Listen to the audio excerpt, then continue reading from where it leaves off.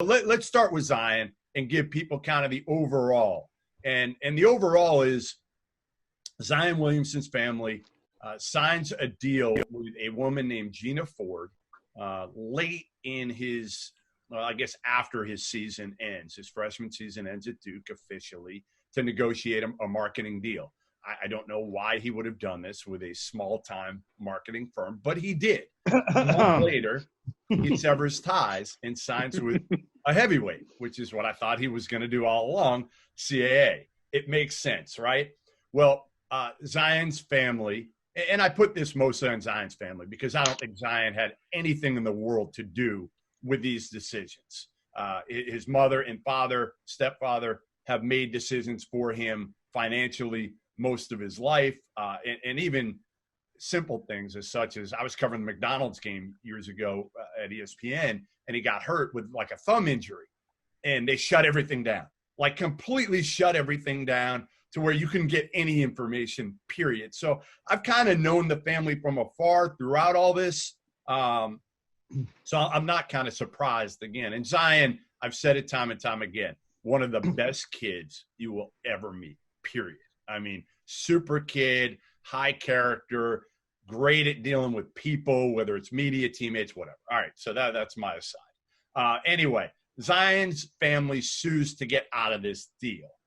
Gina Ford, and correct me if I'm wrong on any of this stuff, guys, because you know it better than I do, but Gina Ford then sues in Florida for $100 million, which seems like a lot of money, but when it comes to Zion and his marketing, probably may be accurate. I don't know.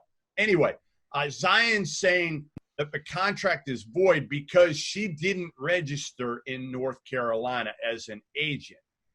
Ford is now saying that none of this should be valid because he received improper benefits. That's what's really taking this to a new level now, that she's alleging he's taken impermissible benefits while at Duke as a student athlete. Therefore, he was playing basically illegally, not as a student athlete. Am I wrong in the Cliff Notes version of everything that's gone on?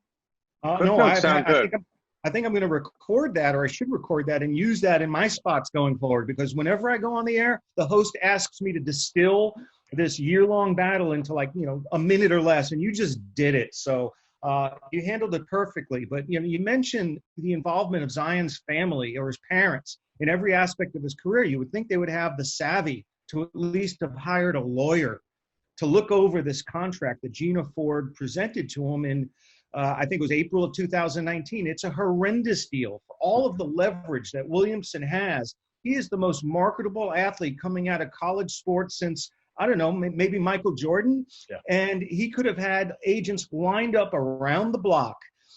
Yet the contract that he signed with Ford has absolutely no ability to terminate it other than for cause. It's essentially a perpetual, career-long marketing agreement that guarantees Gina Ford 15% of Zion Williamson's off-the-court earnings, regardless of whether she introduced it or not. So if you look at his marketing potential, we're talking about $1 billion+ over a 15-year career. So if her percentage or her cut of that is 15%, you kind of see where she gets her $100 million damage calculation. Yep. But so no lawyer in his right mind would have allowed his client to sign a lifetime contract, considering the disparity in the leverage. She was a small fry.